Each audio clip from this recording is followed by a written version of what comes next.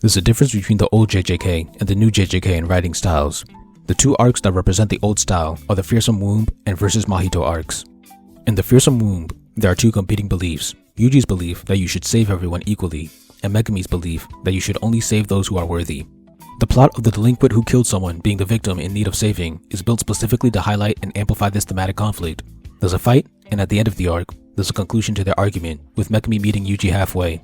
In the versus Mahito arc, there are two competing beliefs: Junpei's belief that people don't have hearts, and Yuji's belief that people do have hearts. Once again, the plot is built to highlight these specific beliefs. We are shown how Junpei was manipulated into adopting this belief, how he externalizes it, and how Yuji disproves it and proves his own belief to be true, concluding the thematic fight.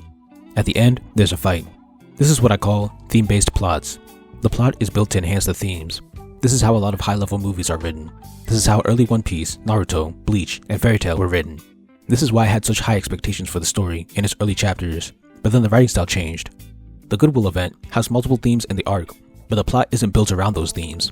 Instead, it seems like the writer came up with a plot, but then added some themes to the fights as an afterthought.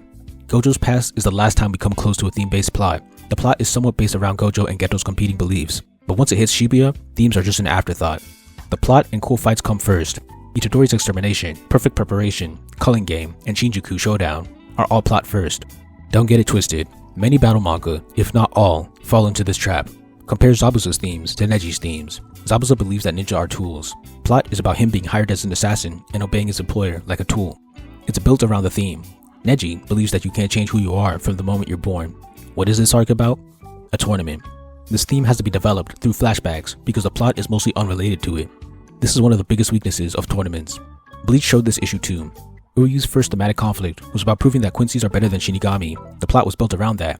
In Ichigo vs Screamjo, there's a theme about Orihime learning not to fear Ichigo, but the plot leading into that fight isn't built around that. The theme is just inserted into the fight. I believe that the transition from theme-based plots to themes as an afterthought is made to accommodate the battle-heavy arcs. When you only have one major antagonist, it's easier to build the plot on their belief, but when you have an enemy group, it's much easier to add themes later, especially if they all have different beliefs. You also could do what Soul Society and Sasuke Recovery did, which is base the plot on the final villain's belief, but that's rare. When plots are built around the theme, they feel a lot more impactful, because the plot, characters, and themes are all working together, like cogs in a machine. I don't think the new JJK is bad, I just prefer the old JJK.